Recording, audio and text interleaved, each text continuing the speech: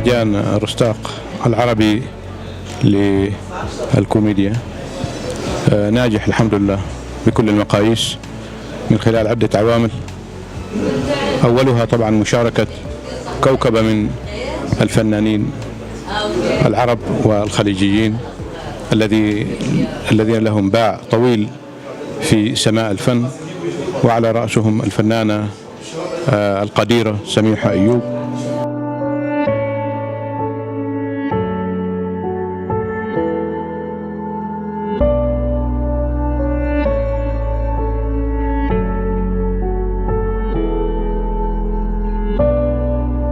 مسرح الكوميديا عنوان جميل. أحيي فرقة الرستاق على هذا المهرجان الكوميدي المتميز. بصراحة أنا سعيدة أني أتواجد في هذا المهرجان، وأشكر إدارة فرقة الرستاق للمسرح الكوميدي.